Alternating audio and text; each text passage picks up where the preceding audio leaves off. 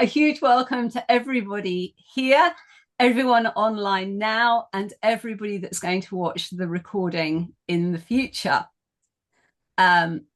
This is, or it should be, a fairly brief introduction to the MA and the PhD in Garden History, which is run by the University of Buckingham with the fabulous support of the Gardens Trust. And it is indeed the Gardens Trust that have very kindly arranged this and lent us their Eventbrite for the evening. So I'm Dr. Twigs Way. I'm course director, coordinator of seminars, supervisor to many of the students at MA level and some of those at PhD level if they fall within my topic areas.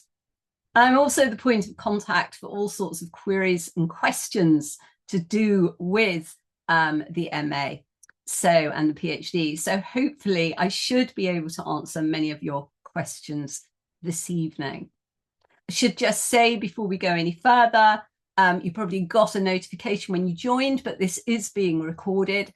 So, but obviously we're not recording, your faces or anything. So I believe over 90 people have actually enrolled to watch, though obviously I think we've got about 30 people watching live, which is absolutely brilliant and probably, I think, linked to the article in this month's edition of the Gardens Trust magazine. So I'm just showing the part of that article, which is the next step in your garden history research. So again, very many thanks to the Gardens Trust for promoting us and giving us that space to promote garden history research. Also with me lurking in the background this evening is, he's actually turned his video off at the moment, but he's up there at Zoom Gardens Trust. And Dr. David Marsh is with us. He was actually the founder and original director of the course a few years ago now.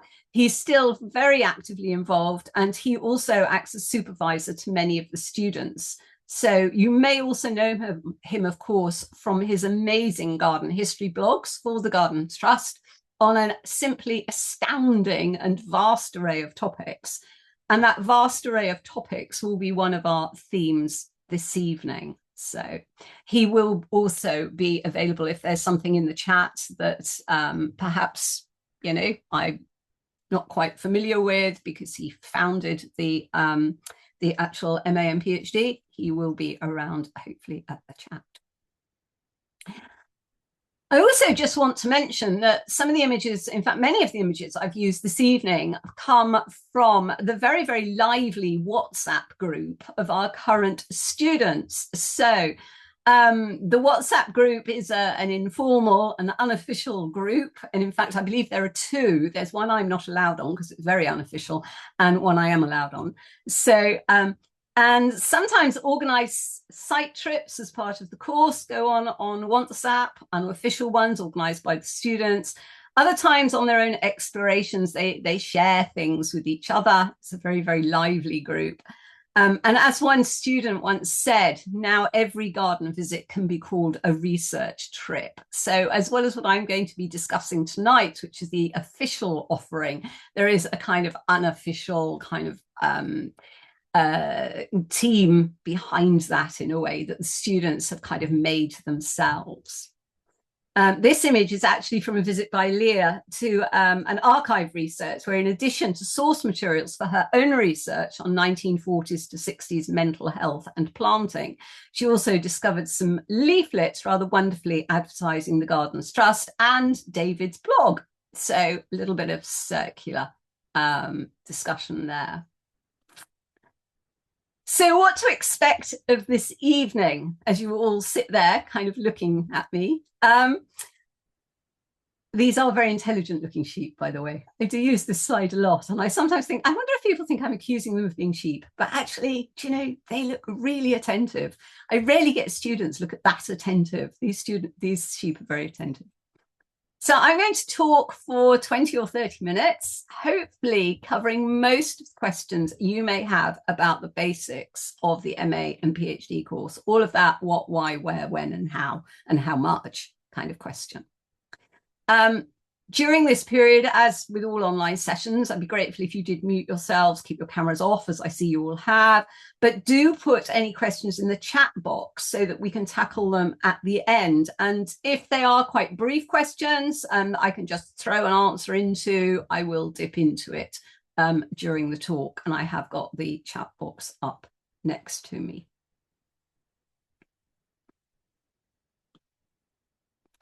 And then after that 20 or 30 minutes, when I've covered the basics, I'm going to, as I say, look at the questions in the chat box. And you can also all switch your cameras back on and ask questions in the normal way.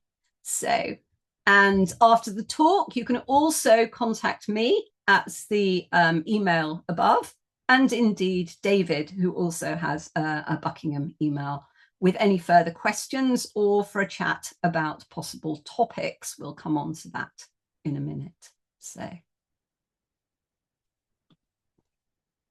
So setting out the basics, the what's, where, how long, how much does it cost? What support do I get? Who are my fellow students? So it's important to stress from the outset that this isn't a standard taught MA course where you would attend all the set lectures, sit some exams, or write a relatively brief dissertation or series of essays and be awarded, hopefully, an MA. The MA at Buckingham is a research-based MA or PhD. That means that we offer you the opportunity to pursue research in your own choice of garden history or landscape-related topic.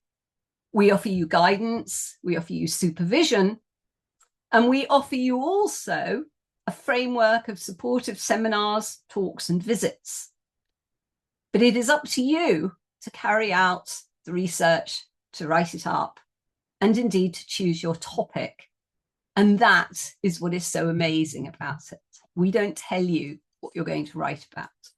We just help you or guide you. There are no exams.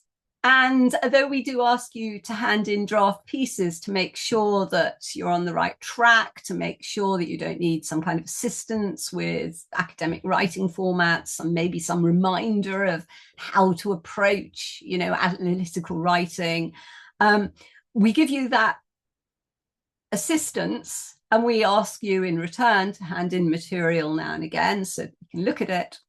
But there is no exams and no assessed written work other than that MA research dissertation.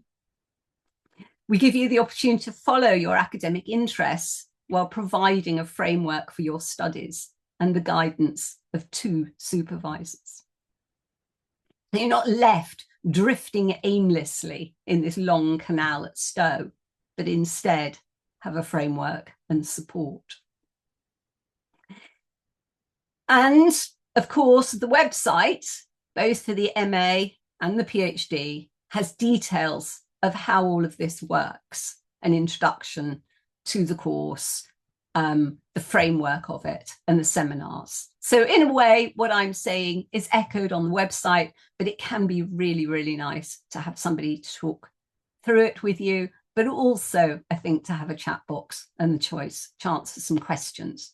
But there is that link to the website, which will give more detail. So there are actually, and I kept putting, there are 3 main elements. And I put, no, there are 4, and I settled on 5. Okay, 5 main elements. We're not going to go beyond 5, which form part of the extended offer of the course when you join it. So there's the introductory and induction days, 1 day each. One is the introduction to this course and to garden history. And the other is an induction day into the faculty as a whole, and also very much the resources of the faculty and the university, and details to do with what they expect from you as a student and how to write. And they are 1 day each in London at the start of the course. So usually the introductory day will be on a Saturday, and the induction days usually on a Monday or Tuesday. There's then your research. That's the second most important thing. So the introductory and the induction days are pretty much mandatory. So I've gone from the sort of mandatory to the not so mandatory. The other mandatory thing, obviously, is your research, supported by 2 supervisors, and for which you have progress meetings with your first supervisor twice a term, plus other support, plus emails, plus ideas from everybody else, plus we all bundle in now and again and go, wow, I've just found this amazing book. Have you seen it? Because I think this is what your research is about, or I just heard this great talk, or, so everybody can bundle in with your research and help support, but you do have your supervisors. You then have a series of seminars delivered by a range of speakers fortnightly in London on a Thursday evening from 5:30 onwards, every, as I say, fortnightly for the first 2 terms of each year. And we are a 4-term system. But the first 2 terms, as you might expect, are the autumn term and what we call the winter term, which other people might call the spring term because it's sort of January to Easter. There are then site visits as well, running usually a couple of them at the beginning and a couple of them when it's slightly warmer at the end, to the sort of Easter time. And then also there are online lectures given by myself across the first 2 terms on topics related to how to research and garden history themes. I'm just going to come on to the online in a minute, Holly. Good question. Actually, I'll do the online now. So Holly's asked, is there an online distance option of study? So to a certain extent, in that the research is your main thing you are assessed on. And other than the induction and the introductory days, which are mandatory, none of the rest of it is mandatory. It's an extra offering. So you could say to a certain extent that all of it is a distance option. In terms of attending the seminars, we have actually now got a system where we do put the slides up on a Moodle. I'm sure many of you have heard of Moodle. So it's an educational package, really. What we don't have, because many of the speakers don't really want it, is a direct, as it is ongoing, recording of them speaking. Most of them agree to put the slides up on the Moodle, but a lot of them don't want to be recorded live. So you may miss out on actually hearing the speakers who are giving the seminars. My online lectures, on the other hand, I am quite happy to do as a distance option because, of course, they are online. So I think if you want any more detail of that, Holly, or want me to go through that again, I'm happy to do so. We'll come on to yours, Rebecca, in a minute, actually, because it'd be easier to talk to that in a minute. So if anybody's not got the chat box up, Rebecca's asked about seminars each year. So I'm going to come on to the seminars in a minute. Because the research is the main part of it, I'm actually going to talk about the research for a minute and then come on to the seminars. So your research forms the core of your MA or PhD, as would be normal for a PhD, but isn't always the case with an MA. And it can be on a topic, almost anything within the remit of garden history. And if you're already interested in garden history, involved in garden history, you know that that can be across an enormous range of things. All we say is so that it has to be obviously able to be satisfactorily researched within the time scale of your course, whether you're doing it part-time or full-time, MA or PhD, and then it can be approached analytically, because an MA is not telling a story, it's analysing something.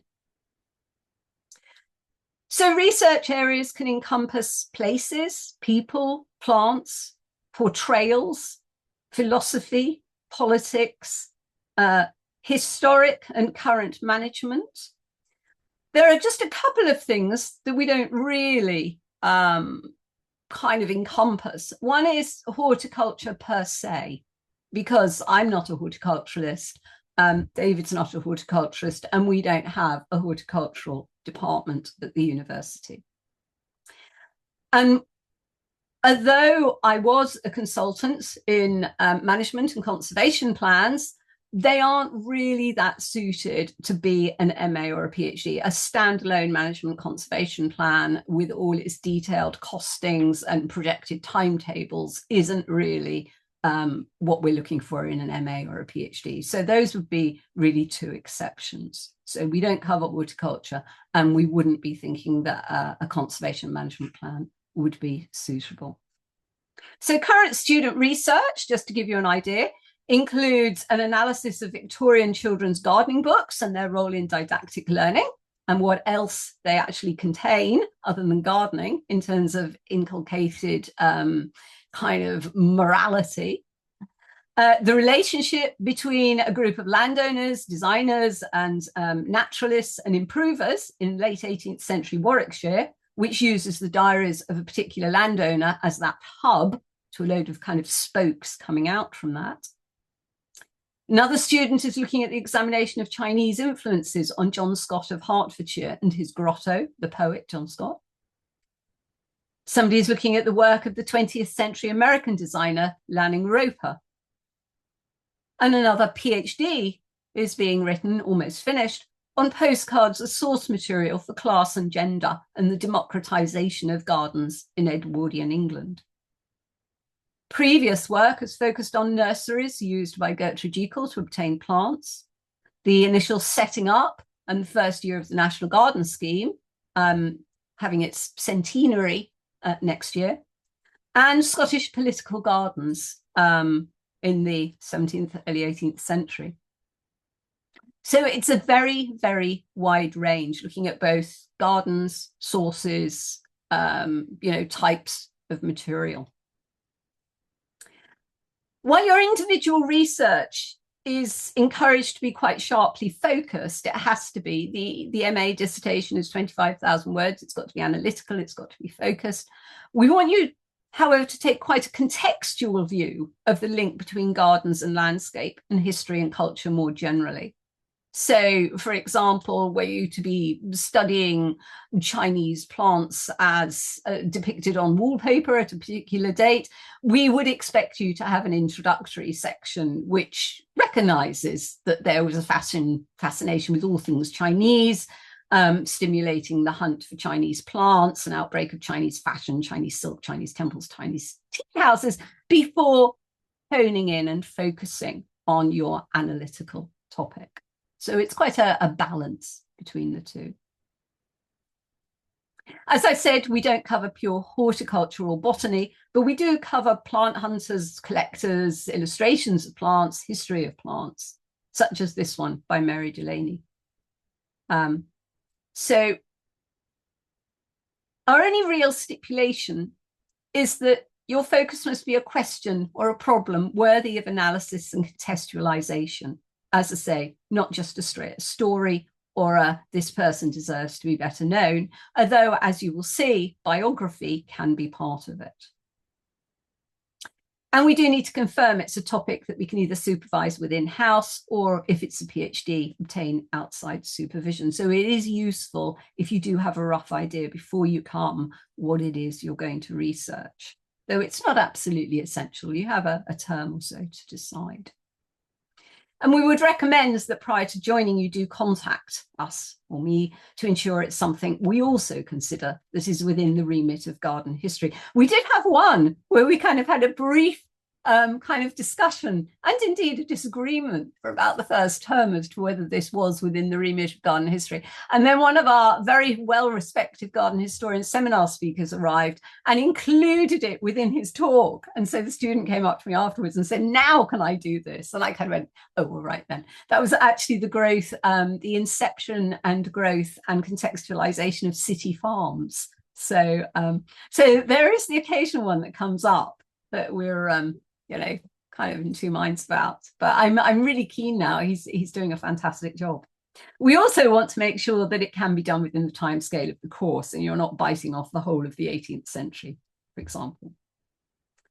Some of you may know that I've got a specific interest in women in the garden, or gender, as we should say, and also art in garden history and practices. And I also used to be a heritage management consultant. So, you know, I very much welcome things within that remit. However, you know, very much open to things way beyond that. And in general, the Garden History course is embedded within the Humanities Research Institute at the university, and other courses and other programme directors within that group include Country House Studies with Adrian Tinniswood, Tudor and Stuart History with Professor Adamson, amongst others, Biography with the very well-respected Ophelia Field, and Intellectual History, History of Western Architecture, and also Decorative Arts and Historic Interiors with Lindsay McNaughton, amongst others. So we can cross boundaries, we draw on supervisors from other related topics. So for example, somebody in Country House Studies at the moment is looking at swimming pools in historic gardens. So there is a crossover. In terms of the seminars, the site visits and the online talks, and this is where I answer again Holly and indeed Rebecca, this is the next part of the course in the seminar components, and these take place over the first 2 terms of every year. So as I've said, that's the autumn term and the early spring term, which we call the winter term. These vary each year. So there will be some overlap. I will get some certain speakers back every year.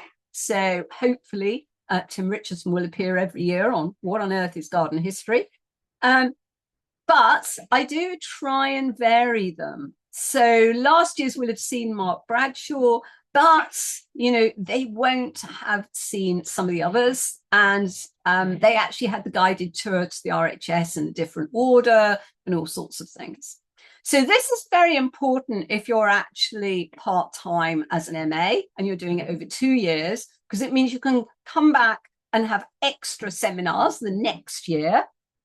But it also means if you're a PhD, it's not 1 year of seminars and that's finished. You know, you can pick and choose the seminars from the next year as well, because they may well vary. In fact, they will vary. There will be different speakers. This also acts to encourage last year's students to come back again.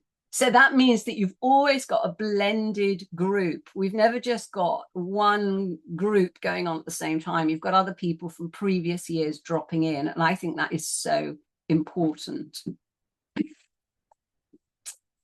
So this is kind of the rest of it. This year, Corinne Price, we didn't have her before, on restoring the gardens at Marble Hill House. She's actually an old friend of mine, and we work together at Rest Park. Christopher Woodward is going to come, the director of the Garden Museum, and talk about Benton End and Cedric Morris. And of course, that is very, very kind of, you know, of the moment. Laura Mayer, who's also one of our examiners, in fact, and supervisors, will talk on Humphrey Repton. Catherine Horwood, for the first time coming to us, talking about a new book on Penelope Hobhouse. And we're also going to have Tom Coward from Gravetie, and we hope to actually go to Gravetie as well. And the visit to Claremont and Painshill are new to the course this year, although some of our students went independently last year.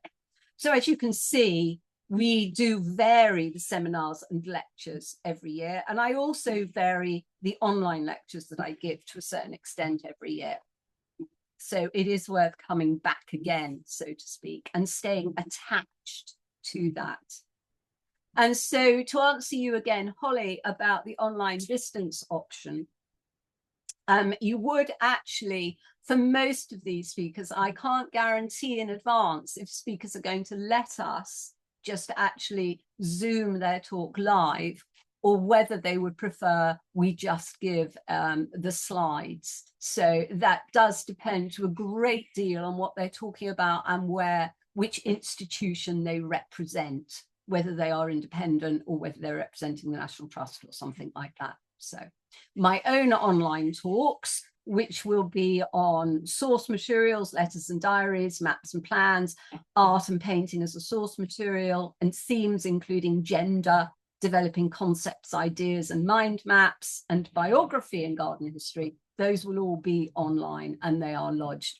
Either you can watch them at the time, they will be Zoomed, or you can watch them, or you can access them via the Moodle. And I usually actually put up recordings of those. So I hope that answers it, Holly. It's a bit of a, you know, I can't give an absolute set answer because it does to a certain extent depend on our speakers. We do not make it a regulation to the speakers that they must allow a Zoom to be made while they're talking. So, yes, just to say, to emphasize, the first meeting is the Saturday introductory day on the 4th of October, commencing with an introduction to the course, plus information on the working of the university, who to contact about what, the timetable for your dissertation, all of that. Who would have thought there was so much to find out about? I spent the first year of being the lecturer actually having to find out about all this. And I have to say, it was such a kind of, you know, eye-opening as to how much admin I had to do. I expect Dave is laughing now. We try to keep up to date. So as I say, we'll be having a talk on Benton End. We'll be having Tom Coward come from Gravetie, very much aware of garden history, strangely enough, is a very fast moving kind of subject. So I'm very aware that we need to keep up to date with our speakers. So and the reason why we always have Tim Richardson in to talk about, you know, what on earth is garden history, because he's always really up to date with all the discussion that's going on. Susan's just asked, is it possible to start a PhD in January? So because that's a really quick answer, to which is yes, I'm going to answer that one now as well. So I would like to know kind of, it would be handy to know now, you know, this September that you're going to start in January. It's just useful for us to know because I have to think about numbers and also think about the induction because that's not repeated in January. So I have to get the induction to you. So the next question is really, where does all this happen? Well, although we are the University of Buckingham and the library and the support services such as academic support and the research day are all at the really very lovely Buckingham campus, all our seminars take place in London at 51 Gower Street, which doesn't look in the least like this, but there you go. I like this picture, so there you go.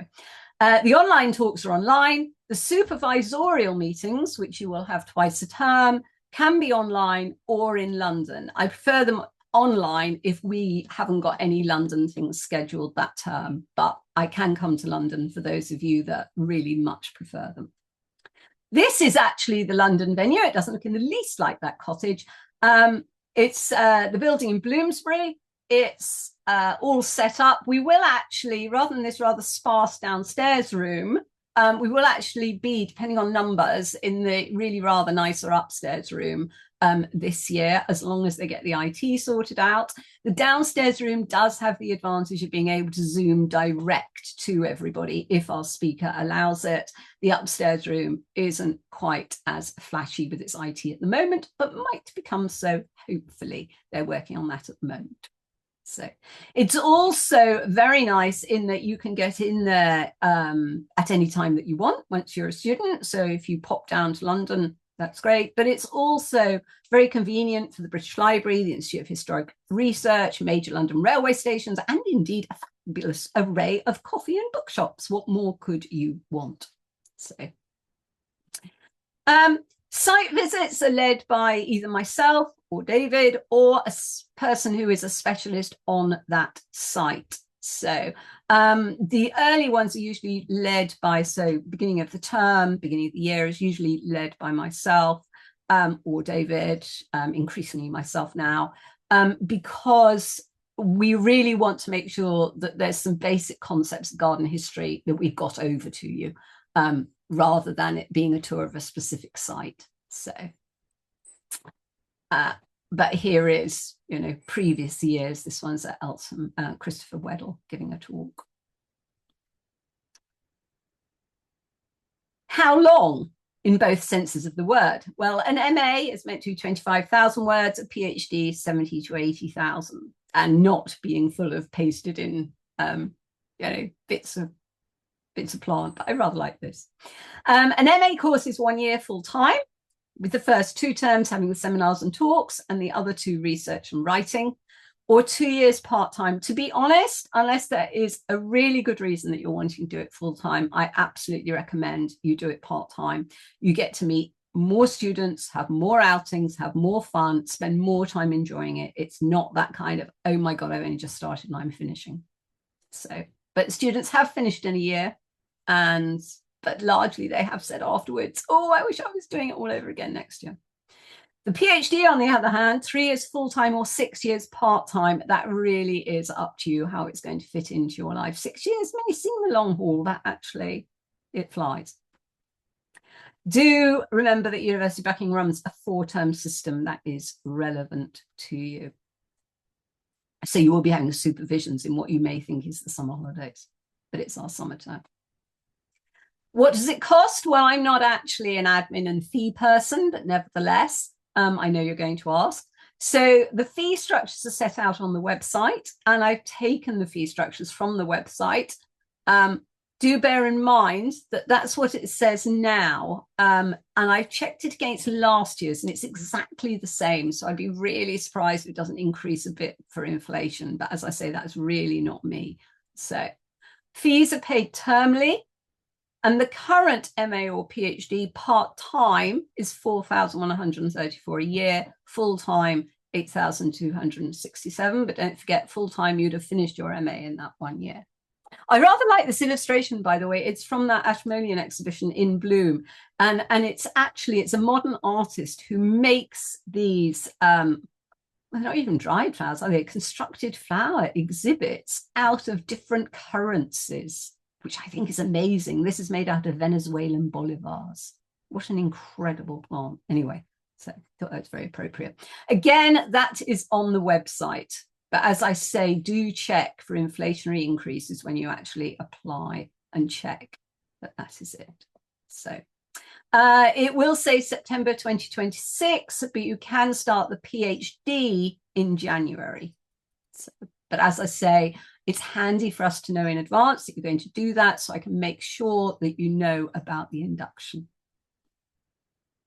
There is a scholarship which reduces those tuition fees by 33%. I think this is incredible and amazing. So, and they are thinking about this quite carefully, because I have to say that is quite a reduction. You have to be a new student to Buckingham, and you have to hold a first-class honours degree. Now, there was a scheme that gave you a much smaller percentage off for a 2-1, so it would be worth inquiring still. And you must have been offered a place, fairly obviously, but 33% off is really quite staggering. What other support do you get? So, as well as the progress meetings and the supervisions, there's access to support via something called academic services at the university. It's called ASK. And that gives you help on writing and research methods. You approach them individually.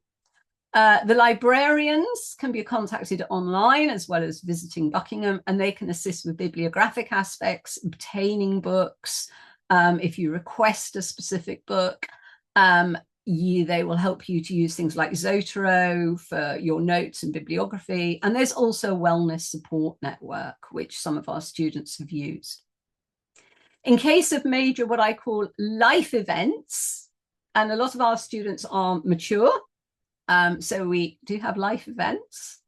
There are possibilities for suspending a term, or indeed up to 4 terms, or taking an extension. That latter is if things are on track, close to completion, you've written out stuff, but there's a family issue or health issue which suddenly makes you overrun. Life events are things like, serious life complications that happen to everybody. So all of this is really a bit kind of above and beyond what you just see in the fee as well. So you also get pretty much ad hoc contact with your supervisors via email.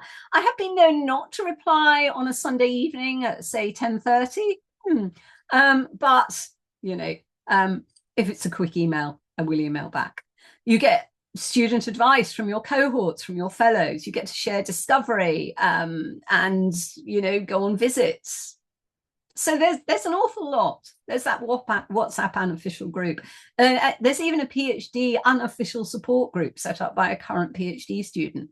And we share advertising of events from things like the IHR or the Birkbeck Garden History Group or the Gardens Trust, and visits by other groups via emails.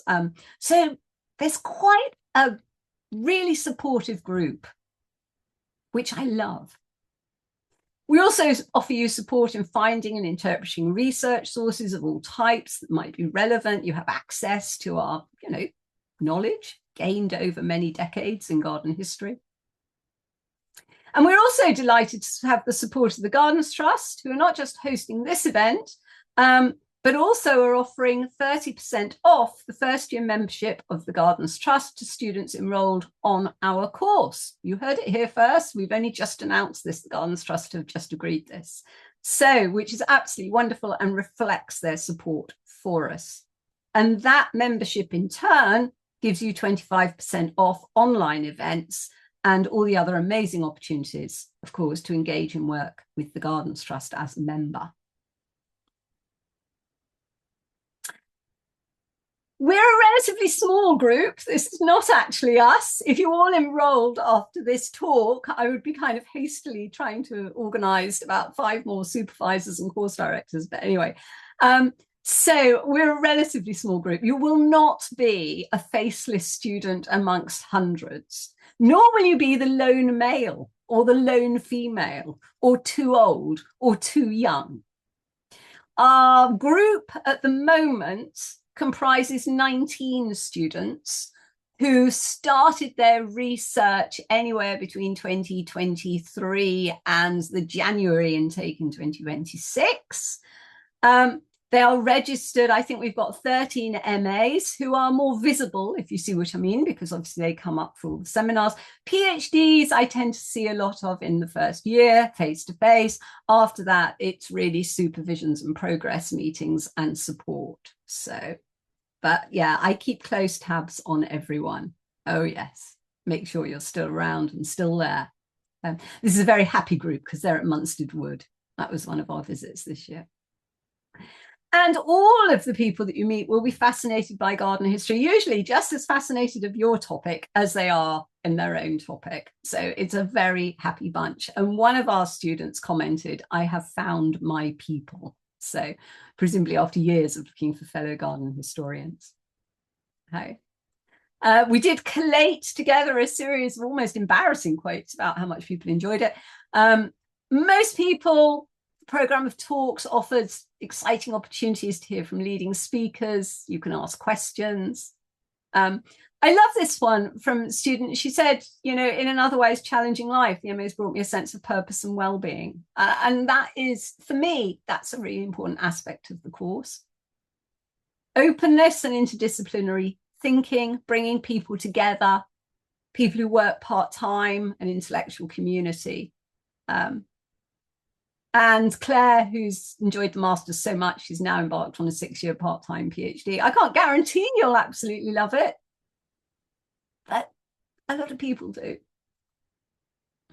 We were going to have a face-to-face open day. That was to be this Thursday in London. Unfortunately, they've just cancelled it due to the red heat wave warning. They thought you would all kind of pass out trying to get there. So, but that does mean, you know, I am available to chat to you, to answer emails if you just contact me in the next day or so. And I'm going to come to the other chat in a minute. So that's really the end of me speaking, or perhaps it's the beginning of you having a garden history course. So I'm now going to turn to the chat. I'm actually just going to stop sharing as well. Okay, that's brilliant. And I'm going to answer some more of these chat questions. So if anybody wants to now unmute themselves or start putting their hands up or put things in the chat, so now is the time for that. So First of all, I'm just going to answer, what are the main qualities the admissions teams looks for in a potential student's application? So we do have, obviously this is an MA or a PhD. So if you're doing an MA, we do expect you to already have done an undergraduate. We prefer you to have a 2-1. Or, I mean, obviously, if you have a first, then you get that amazing 33% off. However, we do realize that in garden history, there will be people coming to us who are coming to us after maybe being a head gardener, maybe involved in a different aspect of garden history, maybe being involved in terms of their work in an allied history in heritage, for example, or country houses, or some other kind of heritage management. And we therefore will kind of consider applicants which can prove that they have a good intellectual basis through work in terms of making them able to work to MA standard. We might, if you haven't got that undergraduate kind of background at 2-1 level, or if you've got a 2-2, but you've got a garden history related work, we probably, would, well, I will ask to interview everybody, if you see what I mean. Anybody that applies will get to have an informal and then a formal interview with me. So, but yeah, so you have that joy to look forward to. But at that point, we will kind of discuss what we need from you. So the qualities that I'm looking for are people that are fascinated with garden history, have perhaps a particular topic already in mind, which is great, and a commitment, and also somebody who's going to really, I know this is really kind of whatever cliched, but somebody who's going to really enjoy working within the group as well. So, but, some of us are solitary people. I'm actually a really solitary person some of the time. So, you don't have to join it. So I hope that helps, by the way. When our applications open for each year, we have applications throughout the year, so to speak. However, we intake in October for the MA, and for the PhD, we intake in October and January. The reason behind that is that we want to make sure that our PhDs are actually kind of embedded in a cohort. And the easiest way for them to do that is actually to be there on the introductory and the induction days, even if they decide not to come for the seminars. It also saves us absolutely ages of explaining things to them that were explained on the induction day, like how the faculty works, whereabout they fit, who to go to for the library, that kind of thing. But applications are already open. And in fact, we would greatly encourage people to apply early, because like most universities, people scour our numbers to see how we're doing. In fact, on a weekly basis at the moment. Rebecca's asked, what are the employment opportunities following PhD completion? And will PhD students be leading any seminars later in the course, gaining academic leadership experience? And how do mostly people fund their PhDs? Sorry for the questions. I'm very excited. Oh, I love it when people are very excited, particularly after I've been talking to them for 35 minutes. People kind of sometimes flag a bit. So employment opportunities. So some people do the PhD just for fun. Some people do the PhD because yes, they are within the heritage sector already, and they feel that a doctorate is going to help them. And actually, if you're a freelance consultant already, that's the other thing where people are looking for PhDs. We have had somebody who's just finished their MA. Actually, they finished because they were full-time, so they finished almost a year ago now, who then, building on the topic of her PhD, has had offers of several incredibly interesting jobs in America and in Hawaii, which is, she was working in Hawaii originally. I don't know which one she chose in the end. And we have had other people just going up the ladder a little bit using that. Obviously, garden history, it's such a varied kind of topic that it's difficult to say where you would exactly go on to it. So it's not quite like doing, say, the RHS. So RHS exams, which are quite structured and are leading you on to being a head gardener kind of thing. We do have head gardeners actually who come and do the MA, less frequently sort of the PhD, because obviously the time commitment if they're also head gardeners. So it's really where you're taking it and what the PhD is about, I would say.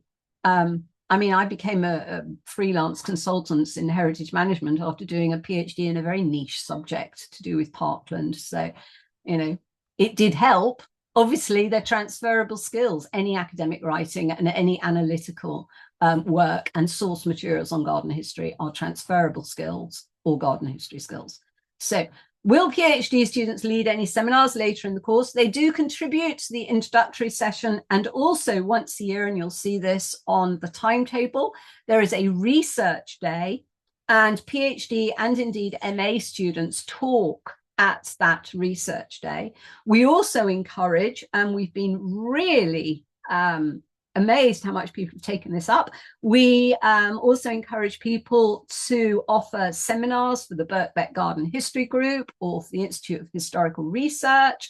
They are also welcome to, offer talks or articles across the other range of garden history bodies. So we really encourage people, and indeed for PhDs, it is practically mandatory. We will start nagging you to give talks. And in fact, I was going to include a slide of one of our current PhD students, Fiona Ratcliffe, giving a talk at the research day, and also one of our MA students. I didn't actually take a slide, I don't think. I don't know if I took a photo. One of our MA students just gave a talk at the Institute of Historical Research, and she was absolutely amazing, absolutely bossed it. I was so proud.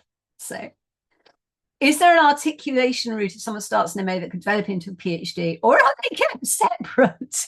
Oh, I see. I thought you meant, do I keep the students separate? I had this vision of me locking them in a room on a case-by-case basis. So yes, there is a way of moving from MA to PhD. I have a student doing this at the moment. So the thing is, you can either complete the MA and sort of bank the MA and take the MA and then start a PhD, which a couple of students have done. Or whilst doing the MA, if it becomes apparent that you and the topic and your supervisor all agree that this would be an absolutely amazing PhD, you can then convert to a PhD without taking the MA. What you can't do is use the same material for an MA and then say, okay, I'm using that, I've now got an MA, but I'm going to use that as the first year of my PhD. You kind of can't do that. Do you see what I mean? Have I explained that well enough? So thank you, Alex, for the thumbs up. Thank you. When are the 2 induction days, please? So there's an introductory day, and I have indeed got the website up so as I can have a quick check on that.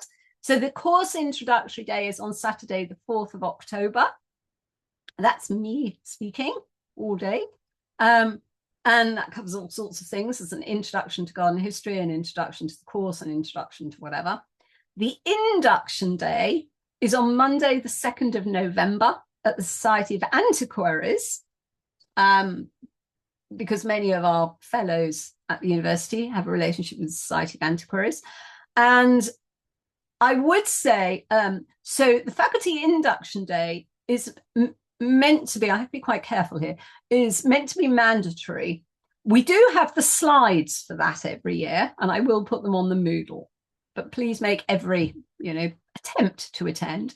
The course introduction day, again, I really do encourage people to attend. I almost regard it as mandatory, but I do recognize that there would be absolutely, exceptional cases. There was somebody last year who was actually on a cruise to celebrate their, wedding anniversary. So I'm not going to compete with a cruise to celebrate your wedding anniversary. But that is a really useful day as well. And of course, you get to meet everybody. So could you say more about the range of supervisors and how a decision is made about the first and second supervisor? So at MA level, which is quite different, It's usually two internal supervisors, i.e. two supervisors from the University of Buckingham. That would normally be me as one of them, because you're garden history embedded. It would often be David Marsh, because he also covers an enormous amount of and array of topics and has an incredible array of experience. However, if you are doing something that's, say, biographically based, you're looking at a person or a group of people, we may ask Ophelia Field from biography. If you're doing something that relates also to country house studies, we might ask Adrian Tinniswood to be your second supervisor. Very occasionally, we might ask an external supervisor. It is less common in an MA, partly because obviously it's your research, but we do cover quite a range of topics ourselves. So, but it would depend on what your topic is. For a PhD, we normally have one internal, and in fact, almost exclusively, one internal and one external supervisor. And which one is your primary supervisor and which one is your secondary supervisor depends on your topic and is decided in consultation with you. If you haven't quite solidified what your topic is at first, by the end of the first term, we will appoint a supervisor, obviously in discussion with you, but we will say to both you and the supervisor, this may change. You know, it may be that as the PhD develops, we need to change this, because you know, you're in it for 3 whole years. It's possible that you are going to go off at a slightly different tangent, and that the supervisor you originally had, it isn't quite so, you know, their specialist topic. We do have a range of people who do supervisions and that are more or less permanently attached to us, so to speak, as external. And that would include Laura Mayer on the 18th century, Francesca Murray, that some of you will know. And indeed, we do call on other supervisors as well. So, and I've just actually appointed another external supervisor for somebody else whose topic was beyond those. So it is something we will discuss with you. Is that answered that, Deborah, Debbie, whichever it is? So yes, thank you. Is it possible to access titles or manuscripts of dissertations to view? We are, as I did cover, we're sort of, sorry, I probably should have stressed it more. The garden history courses at the University of Buckingham were first run quite a while ago. So I think about between 15 and 10 years ago. They then went into abeyance for various reasons, and they were then restarted in 2023. So obviously, particularly in terms of PhDs, we haven't actually had that many people through. Not in terms of the PhD, very excitingly, we've got our ones finishing at the moment, our first full-time ones finishing as they go through their 3 years. The MAs, we've had more of them through. So what happens with the PhDs, they will eventually be lodged. And the problem is the British Library is still battling this problem with ethos that it's had. But they are lodged in the library of the University of Buckingham. So they become available to see when they're finished.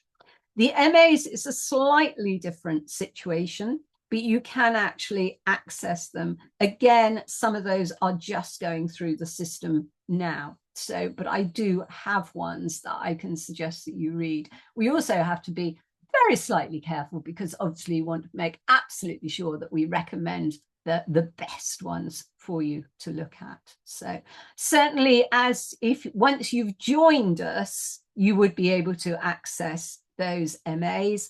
Even before you join us, you'll be able to access PhDs, because PhDs are accessible to everybody. So the MA, it's a slightly different circumstance. So if you want to email me about that, Rebecca, if it's something that's really important to you, I can actually forward to you the kind of the appropriate paragraphs from the library system that explain the way that works, if you want to email me. Hopefully that's kind of answered it enough for now. So anybody other questions? I hate running out of questions. Anybody else? It's gone very quiet. I do like the person who was very excited. That was Rebecca. Rebecca Bruce Yules. I'm very excited. I liked that. So, right. The meeting has been recorded. Usually they don't record the Q&A because that would reveal your names and that kind of thing. So it usually, I think, ends when I finish kind of the first part of the talk. So if you do access that recording, you may actually find that this sort of follow-up Q&A bit at the end isn't on it. I'm not sure what they do about that. So yeah. I don't know if I've got anybody on here. I'm just trying to look at all of your names. I don't know if I've got anybody on here that's actually an existing student trying to find out what on earth they're meant to be doing. No, I haven't. That's actually quite nice. So I don't know whether I would have been encouraged or disheartened by finding out that somebody else, somebody was on here who's already a student. It's been quite nice, actually. But anyway, so right. Well, I think in that case, it's probably just up to me to say thank you very, very much for coming. I hope that quite a few of you have been excited or intrigued, interested, perhaps tempted to go a bit further forward with this. And certainly, if you've got any questions, you just want to kind of explore it a bit further, or if you've got a topic in mind, but you're a bit worried it's kind of a bit out there and maybe not quite garden history enough or what we're interested, then please do email me and just have a chat with me about it. If you're a bit more serious about it, think you really might enroll, then I'm really, really happy to have an informal Zoom with you. That will then lead on nowadays, because of the very strict regulations for everything, as well as the informal Zoom, we then have to have a bit more of a formal discussion where I have to kind of fill in a bit of a tick box as well. Do you know where the University of Buckingham is? Do you know what garden history is? That kind of thing. We have to do that because of the system that the government and the university are now running. Nobody's asked me questions about visas, which is jolly good, because actually visas are not me. We do have a separate visa department, so which liaises with students who will need visas and need to go through the application process with the government. There's one other thing I want to mention, actually, that some of you may not know, which I didn't know. I had no idea until recently, that there are actually grants available for PhDs for the government. So the government actually gives, well, not grants, loans. I should be a little more precise, loans. You know, you can get a loan from the government. Unfortunately, you have to be under 60, I've discovered, to get this loan. I think that's a bit mean, but there you are. Antonia, what are the language requirements for international students? So this is where I dash back to the website, entry requirements, international students, English levels. If English is not your first language, please check our postgraduate, I'm reading this, by the way.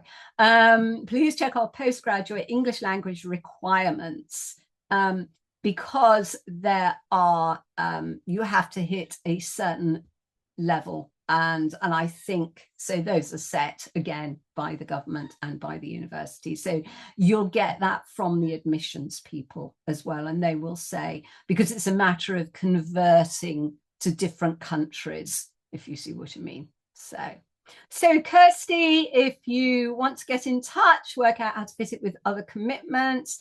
Lots of research already, but it's rather haphazard. Oh, what you need is us. I'm great at kind of shepherding you out of that haphazardness. So I would say, in terms of, you've mentioned the other commitments, our students are amazing. They are balancing and juggling children, work, other commitments. One of our students is managing her own kind of small estate kind of thing with being a professional work person in landscape and children and all sorts of other things. I just don't know how they do it. But so that's Yeah, they just managed to fit it all in. I think the wonderful thing is that garden history, once it's grabbed you, you just cram it into those spare moments at first. You know, I always say if you've got 10 minutes and that garden history topic is nagging at you, if that's what you want to do in that spare 10 minutes you've got, rather than just scroll Facebook endlessly and, you know, whatever it's called, doom scrolling, you know, or finding out what Trump's recently said. You know, I mean, surely 10 minutes of garden history has got to be better than that. So, you know, cram it into that bit and then build it, work it, fit in a half an hour here. What can I do in this next half hour? What of my tasks that I've got in my research can I fit into this half hour, this quarter of an hour, this half a day, this whole day that I've taken off work? I know, build it from that. So, and the Thursday evenings people find absolutely revelatory. The chance to, you know, come down to London and just, or indeed sit in front of a screen if it's one that's being recorded, and share that garden history and be inspired by it. So, right, probably enough of me kind of rabbiting on. I really look forward to a deluge of emails. Hurrah! That would be just super. And I shall work through all of them with you and see if there's anything else. So thank you very, very much indeed. Thank you again. Oh, thank you, Alex, for saying your advice regarding part-time study is spot on. Thank you very much, Alex. Where was I saying? Yeah, thank you very much to the Gardens Trust for hosting this and advertising it through Eventbrite. Thank you very, very much for David, for actually, they've completely changed Keynote since I last used it, and Zoom and how it works. So, because this is a non-teaching term, it's just a research term, so I hadn't used it. So David kind of nursed me through a panic for 5 minutes. So thank you very much, David. And thank you very much to my present students for inspiring me. I want to encourage more. So that's great. And thank you for coming.